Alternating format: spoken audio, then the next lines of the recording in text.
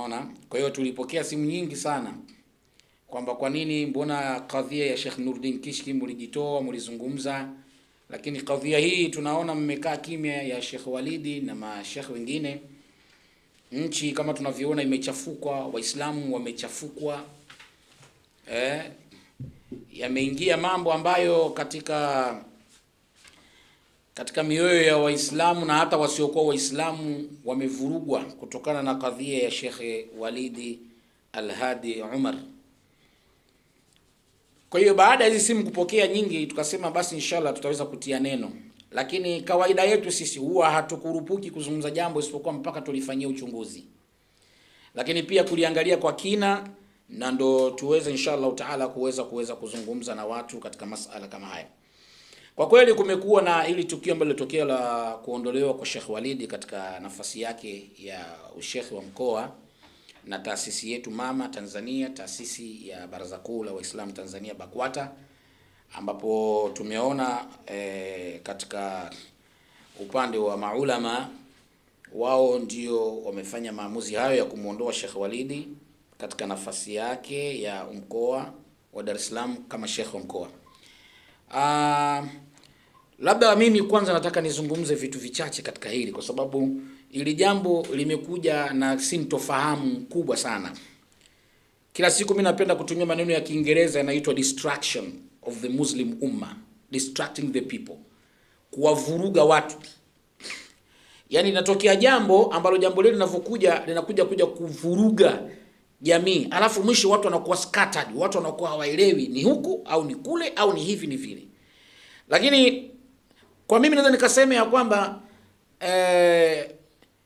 tunapozungumzia nafasi ya Sheikh Walidi, sababu iliyofanya ya kwamba mpaka jamii imeingia taharuki, sababu iliyotokea mpaka imefika hatua Waislamu vipenzi wa Sheikh Walidi, Wakristo vipenzi wa Sheikh Walidi, hao wote wameamua kuja juu, wanataka kujua kwa nini.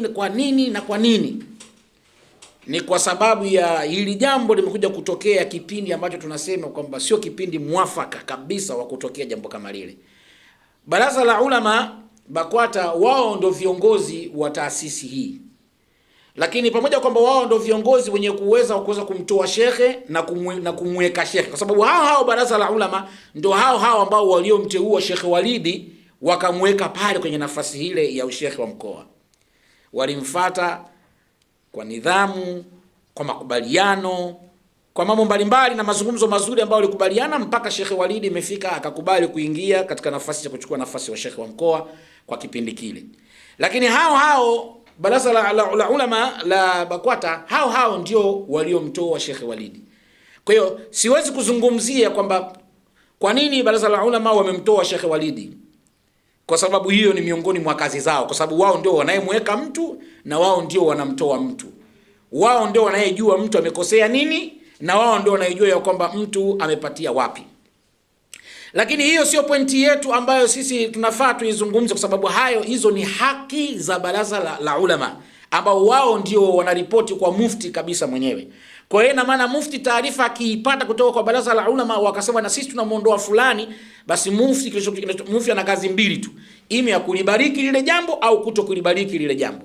Na mwisho wa siku kama atalibariki jambo linapita, na kama hakulibariki mufti jambo halipiti. Kwa hiyo ni kazi ya baraza la Ulama BAKWATA na hatuwezi kuingilia, kwa sababu hayo ni mamlaka yao na ndo taratibu za taasisi ile. Na taasisi zote zina taratibu zake, kuna rules and regulations ambazo hizi unapoingia sehemu basi lazima hizo unaambiwa kuna 1, kuna 2, kuna 3. Kwa hiyo unazisoma, ukiridhika nazo unaendelea na shughuli za taasisi. Lakini kitu ambacho tunachokizungumzia kilicholeta taharuki ni watu wanatafuta sababu, ni kweli ni huyu mwanamke ambaye aliyejitokeza, kwa sababu tukio la mwanamke ambaye huyu mwanamke naye imekuwa kuna taarifa ambazo zinakuja sintofahamu katikati yake, ambazo ndio zimesababisha kuwatia hasira Waislamu hata wasiokuwa Waislamu, wapenzi wa Sheikh Walidi, na sio tu wapenzi wa Sheikh Walidi, wapenzi pia wa Uislamu. Kwa sababu hapa tunapoangalia ni kwamba anapochafuka shekhe wa mkoa au anapochafuka shekhe yoyote yule, basi ina maana kwamba nembo ya Uislamu ndio inachafuka, kwa sababu yeye ana represent Uislamu. Tunafahamu ya kwamba kuna kauli moja ambayo mwanachuoni wetu, rafiki yetu, ambaye ni mwalimu wetu, Sheikh Muharram Mziwanda, ana usemi wake mmoja, anasemaga likulli muslimin insaniya. Ili ni neno ambalo napenda sana kulitumiaga, likulli muslimin insaniya, kwamba kila Muislamu ana ubinadamu wake, ana ule utu wake. Kumbuka kuna Uislamu na kuna ule ubinadamu wa yule Muislamu. Hivi ni vitu viwili ambavyo vinavyokuwa kwanza viko tofauti, lakini vinaweza vikashikamana na mtu mmoja katika baadhi ya maeneo, na kuna baadhi ya maeneo vinakuwa vinaachana, kila kimoja kinasimama kivyake. Likulli muslimin insaniya, kila Muislamu ana ubinadamu wake. Kwa hiyo sasa lilipokuja suala hili ndio likawa limetibua hisia za watu ambazo Waislamu pamoja na Wakristo, sio kuondolewa kwa Sheikh Walid katika nafasi ya shekhi wa mkoa. Kama ingelikuwa kwamba hili jambo la huyu binti halisinge kuwepo, basi watu wasingehoji sana, kwa sababu ni mambo ambayo yanaeleweka kwenye taasisi ya BAKWATA. Mashehe kubadilishwa, leo anakuwa huyu, kesho anatolewa na kwa yule. Lakini ilipofika kwamba limekuja kuwa na munasaba la huyu binti, kwa sababu binti ametangulia kuzungumza, baada ya binti kuzungumza maneno yake ya ajabu ajabu juu ya shekhe wetu Sheikh Walidi, hapa ndipo ambapo ikaibua hisia. Na baada ya siku kadhaa, isiyopungua siku 3-4, unaona vizuri bwana, shekhe anatolewa kwenye nafasi yake. Kwa hiyo hapa ndipo ambapo wakainuka sasa wapenzi wa Sheikh Walidi, wana muziki, Wakristo, vijana, wazee, Waislamu mbalimbali, kila mmoja dunia nzima. Kwa sababu kama mimi nimepokea masimu kutoka mataifa mbalimbali mpaka Canada, niko na ushahidi kwenye simu hapa. Kuna marafiki zangu ambao wako Canada, wanasema kwani imekuwa kuwaje, mbona shekhe anaondolewa kwa kudhalilishwa kiasi kama hichi? Ndio hili jambo limepelekea tukasema ya kwamba hatuwezi kunyamaza, tunyamaze tuone mashekhe zetu wanachafuliwa alafu tukae kimya. This is impossible for us and we cannot accept. Hilo lazima lieleweke, hatuwezi kubali na haliwezekani. Sasa Sheikh Walidi, tukija katika upande wa ubinadamu, ile insania yake, ubinadamu yake, kwanza tukasema ya kwamba ili jambo la kumuondoa kipindi hiki halikuwa wakati sahihi wa kufanya. Kwa sababu kama ilikuwa kuna shutuma ambayo inakuja ya mwanamke kama hivyo ambaye alikuwa mzazi mwenzie, ambapo binti huyu alivyohojiwa mara ya kwanza na Diva the Boss alimuoji, lakini huyu binti mara ya kwanza alikubali, alisema yeye alikuwa mke wa Sheikh Walidi. Na baada ya kukubali kuwa yeye alikuwa mke wa Sheikh Walidi, sasa baadaye tena baada ya kuona zile klipu zake zimeanza kusambaa, watu kuona kumbe alikuwa ni mke wake, akarudi tena na statement ya pili kujirekodi, akijifanya ya kusema ya kwamba yeye hakuwa mke wa Sheikh Walidi, alikuwa anatembea naye tu. Maana yake anaharibu dignity ya Sheikh Walidi, anaharibu legacy ambayo Sheikh Walidi ameijenga more than 40 good years, zaidi ya miaka 40. Sheikh ana wanafunzi kibao nchi hii, wengine wako nje ya nchi, mataifa mbalimbali, ambao wengine wamekuwa maimamu mataifa mengine huko, wamesoma kwa Sheikh Walidi. Lakini bado manake binti alichokifanya ni kwamba ametengeneza mazingira ya kutaka kumharibia Sheikh, aonekane Sheikh ni mtu mbaya kabisa ambaye hafai na kuwa Sheikh. Sisi tunasema hivi, haya mambo nyuma ukiangalia haya mambo, kuna watu ambao ndio wanapuliza, ni watu ambao wametengeneza hii issue kumtengenezea Sheikh Walidi. Tunasema ya kwamba katika kila nafasi, kila wadhifa una mitihani yake. Miongoni mwa mitihani ambayo Sheikh Walidi amekutana nao katika maisha yake ni huu mtihani ambao ulioletwa huyu binti. Sisi tunasema hivi, mimi ni mtu ambaye nimefanya kazi Burundi kwa miaka mingi. Nimefanya da'wa Burundi na alhamdulillah mtu hawezi kuniongopea kuhusu Burundi. Naijua Burundi vizuri sana. Na ili Warundi ambao wananiangalia watakubaliana na mimi katika haya ninayosema. Binti wa Kirundi hawezi kuyafanya yale ambayo aliyafanya yule binti. Naomba ieleweke sasa. Kama binti wa Kirundi hawezi kusimama akafanya yale ambayo aliyafanya, sababu ni jambo ambalo liko nje ya ubinadamu wa kawaida, na mabinti wa Kirundi hawako hivyo hata kidogo. Huyu binti lazima kuna watu ambao walioko nyuma yake, watu ambao waliosuka mpango huu, kwa sababu watu walikuwa wanatafuta kwamba tutamwharibia Sheikh Walidi katika kipengele gani, wakapita na hiyo nafasi wakaifanya. Kwani tunaomba tuulize katika jambo la kawaida, ikiwa mtu tuseme kwamba Sheikh Walidi kashindwa kufanya hakufanya matunzo kwa mtoto wake, haya wewe inakuhusu nini? Wewe inakuhusu nini matunzo ya Sheikh Walidi kwa mtoto wake? Wewe inakuhusu nini? Kwanza nukta ya kwanza, inakuhusu nini? Ili ni jambo lake la personal, ni jambo lake la kibinafsi ambalo halinihusu mimi wala wewe halikuhusu. Hiyo ni namba moja. Namba mbili, yule binti mwenyewe aliyohojiwa akasema ya kwamba yeye aliolewa na Sheikh Walidi ndoa. Sasa kama binti alikubali mara ya kwanza akasema yeye aliolewa, baada ya kutrend hiyo habari kwamba kaolewa, ikaonekana ile nguvu ya lile jambo linakufa, sasa akaja na statement ya pili ya kwamba yeye hakuolewa. Ina maana binti ana kauli mbili ambazo hazina msimamo. Kauli ya kwanza kusema aliolewa, kauli ya pili anasema sijaolewa. Hapa moja kwa moja mtu huyu ushahidi wake kiuislamu kwanza haukubaliki. Akitoa habari yoyote, akizungumza huyu binti akisema bwana, nimeshuhudia, nimewaona watu fulani wamemuua mtu fulani pale, kwa huyu ambaye mwenye kauli mbili mbili, kwa Uislamu kwanza ushahidi wake haukubaliki.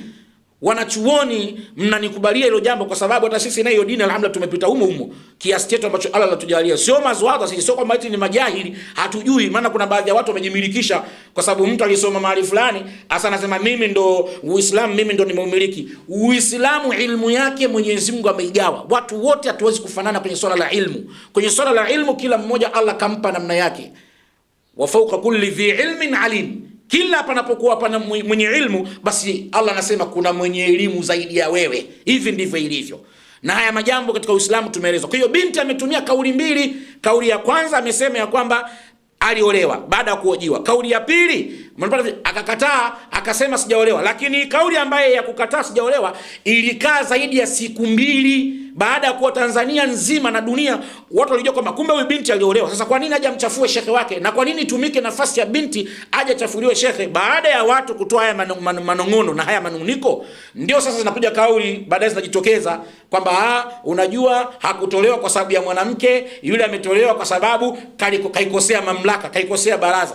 Sasa kama kaikosea baraza, basi wangetuambia baraza lakosea sehemu fulani na sehemu fulani, watu wangejua. Lakini kwa nini ichukuliwe iliambatanishwa na ile tukio la mwanamke? Kwanza hapa kuna question mark, kuna kitendo, kuna kitu kipo hapa kinaonekana wazi kabisa kwamba yule binti alipangwa na aliwekwa makusudi kwa ajili tu ili aweze kumharibia Sheikh Walidi katika nafasi yake, na kuna watu ambao wako nyuma ya pazia ambao wamepanga mpango huo.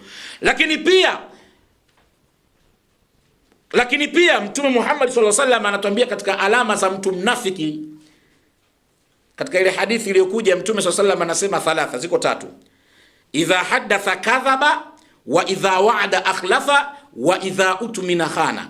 Wa idha utmina khana, hapa vitu vitatu. Anaposema jambo anasema uongo. Kwa hiyo ina maana uongo wa binti, kwanza kusema aliolewa, kukiri, alafu pili anasema sijaolewa. Sasa hapa watu washike lipi?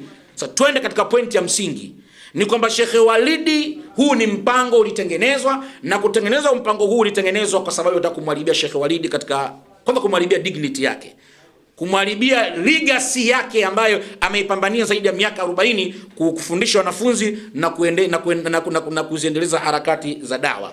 Tunakuja katika nukta nyingine kwamba baadaye ikaja ikaonekana, baada binti anatoa kauli mbili, kikaletwa cheti. Cheti hicho kimeleta kinathibitisha binti aliolewa mwaka 2024, na katika watu ambao walioshuhudia ndoa yake ni mtoto wa almarhum Sheikh Ramia wa Bagamoyo. Kicheti kimethibitisha, kimeonesha kabisa kwamba huyu binti alikuwa ameolewa. Kwa mujibu wa kile cheti, ukikiangalia cheti kisha uchukua statement ya binti aliyohojiwa na Diva mara ya kwanza live akakubali, ina maana pale panaingia moja kwa moja kwamba huyu binti ametumwa, alipangwa kuja kumchafuria shekhe legacy yake na dignity yake. Lakini bado tunasema kwamba kuna watu waliokuwa nyuma hapa wanachezesha ule mchezo. Baada ya tukio kama hili, sisi tunasema kwanza, jambo la kwanza, Sheikh Walidi katika hili hana kosa lolote la kutolewa kwenye nafasi yake. Kama ni masala yanayohusu huyu mwanamke, tunasema kwamba ni mambo ambayo hayana msingi, kwa sababu hayo ni mambo ya mtu binafsi, na masala haya yalishakwenda mbali. Tunaona kabisa shuhuda zimeeleza kwamba binti ilifika mahala mpaka wakati alipokuwa ameolewa na Sheikh Walidi, akakaa na Sheikh Walidi. Baadaye yule binti kutokea akarudi kwao. Alivyorudi kwao yule binti, baadaye binti akarudi akawa anasema nina mtoto wako. Lakini wakati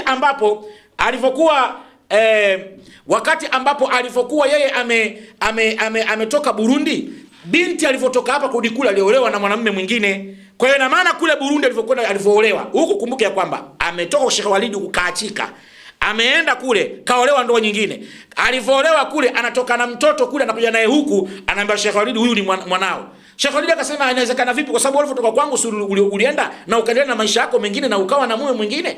Kama ni mtoto wangu huyu, basi tufanye DNA. Hapa ndo kwenye tatizo lilipotokea. Tufanye DNA tuone kabisa kama huyu ni mtoto wangu. Binti alivyosikia kwamba ifanyike DNA, ndio binti akaamua kutengeneza mazingira ya kwanza kukimbia mara kushoto mara kulia. Jambo lilikuwa kimya ili limefanyika huko. Hayo mambo yote yalifanyika huko nyuma kimya ya kudaiwa DNA.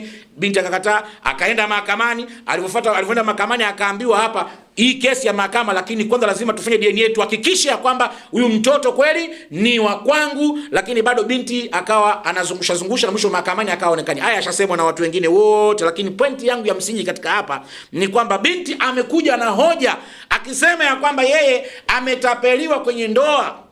Ametapeliwa kwenye hii ndoa. Aliambiwa njoo nitakuoa, ukifika huko nitakuoa. Lakini cha ajabu kafika huko binti ya kuolewa, mwisho wa siku akafanyika hivi. Yaani amekuwa na statement zinazogongana. Hivi kweli kwa mtu anayetoa kauli kama hizi, kwa wanachuoni wetu baraza la ulama, kweli ndio iwe sababu ya kumtoa Sheikh Walid katika nafasi yake kwa kipindi kama hiki?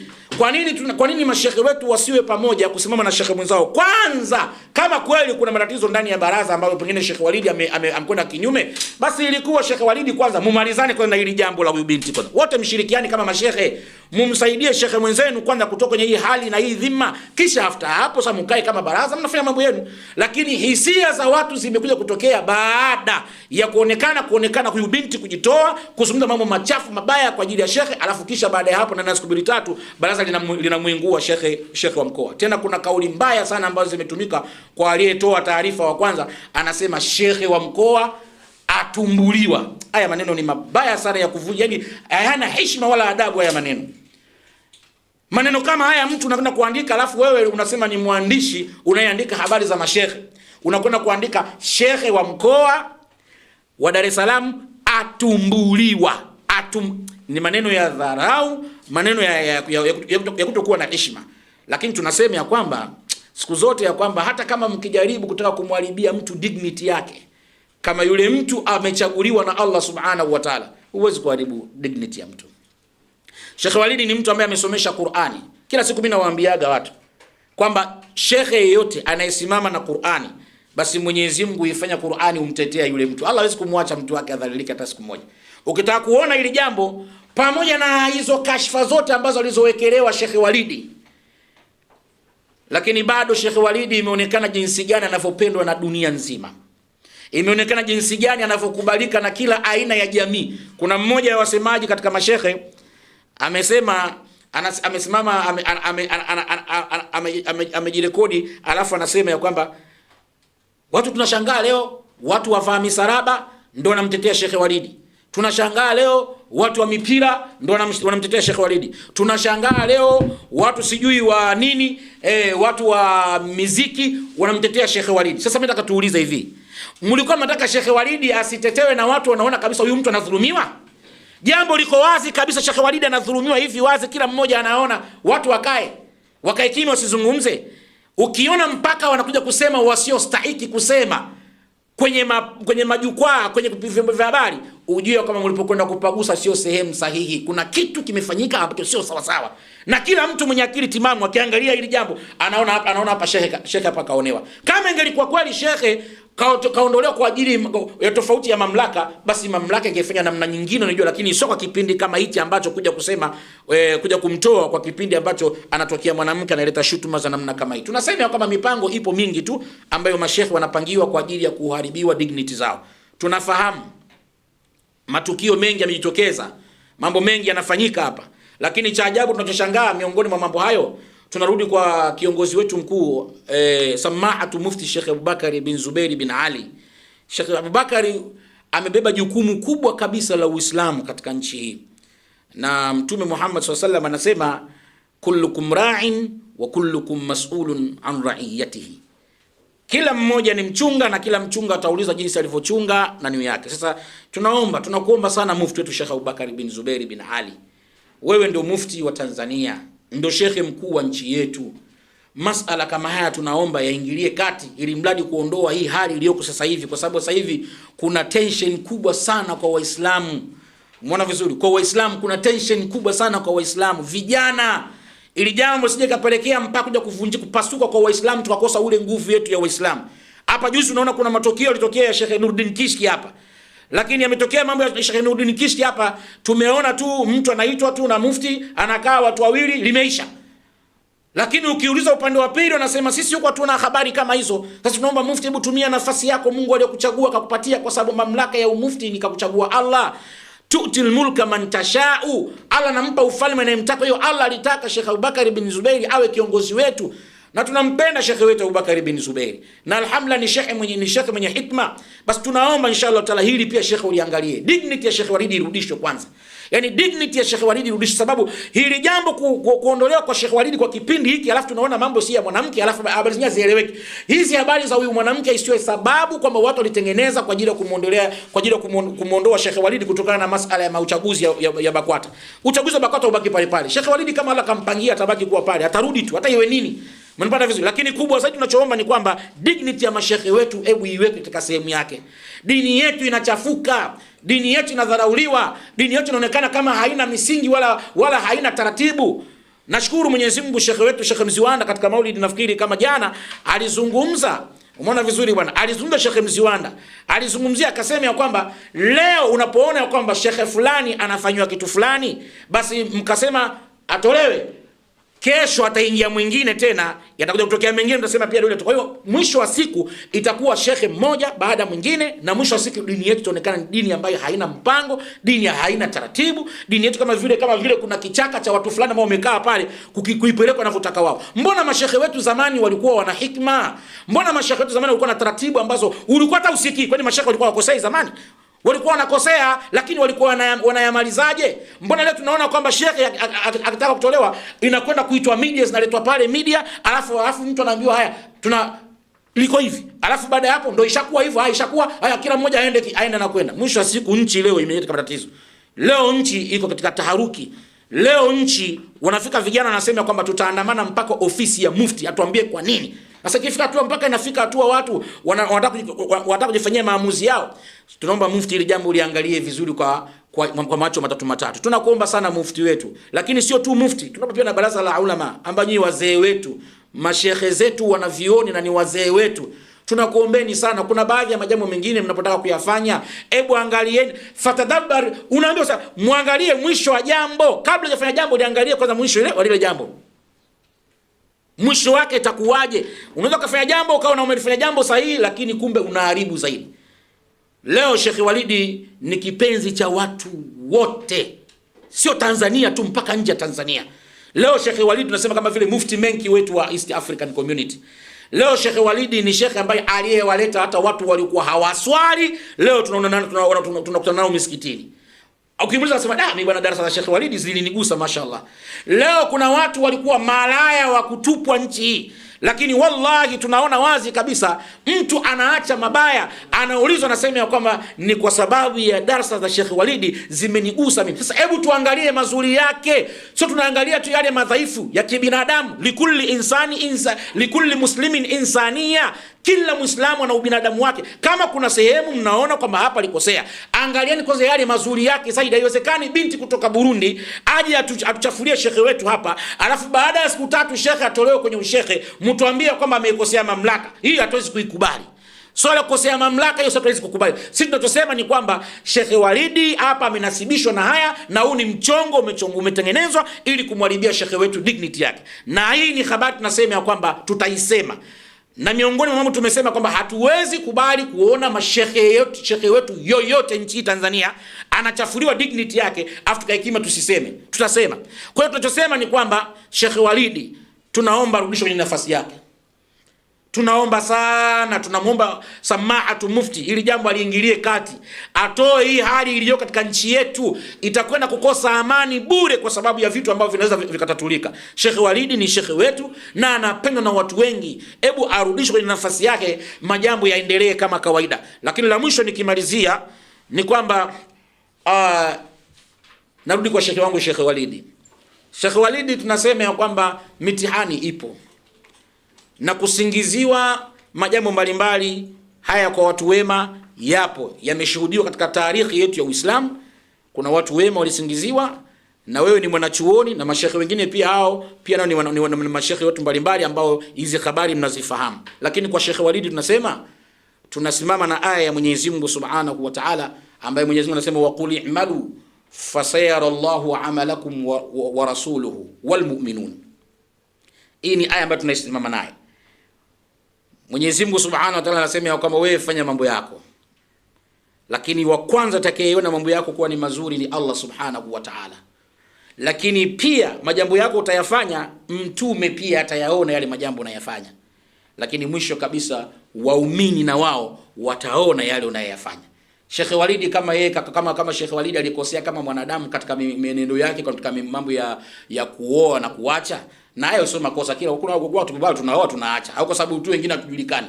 Mnipata vizuri? Hapa kuna mcha Mungu dunia hii kwamba anasema mimi nimekamilika kuanzia kwenye kidole changu cha chini mpaka juu nimekamilika. Yupo? Hayupo. Na kama itakuwa kwamba eti basi kila jambo mtu akikosea basi atolewe pale awekwe kule, haiwezekani. Itafika mahala mtafika mpaka mtamtoa mufti mwenyewe, kwa sababu kuna kukwenda huko mwisho wa siku atakuja kutengenezewa zengo hata mufti.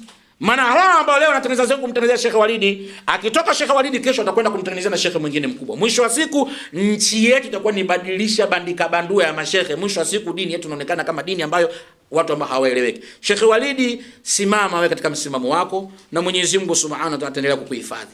Unapendwa Sheikh, wallahi imethibitika. Tendo la kutolewa kwenye nafasi yako ni tendo ambalo limethibitisha wazi jinsi gani kwamba unapendwa. Allah anakupenda, mtume anakupenda, na Waislamu tunakupenda.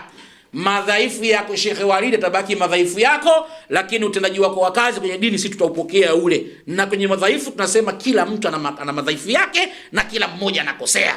Lakini sisi tunasema ya kwamba mbora mkoseaji ni yule ambaye anafanya toba kwa Mwenyezi Mungu Subhanahu wa Ta'ala. Nikimaliza, ndugu zangu wa Tanzania wote kwa ujumla, Waislamu hata wale wasio kwa Waislamu ambao wameguswa na hili tukio la kadhia la Sheikh Walidi, hebu tukae kimya inshallah Ta'ala, tusitengeneze miamko yoyote hivi sasa, kwa sababu nchi yetu tunafahamu ipo kwenye mazingira ambayo watu wanaitizama kwa macho kumi ili kuweza kuivuruga nchi yetu amani yake.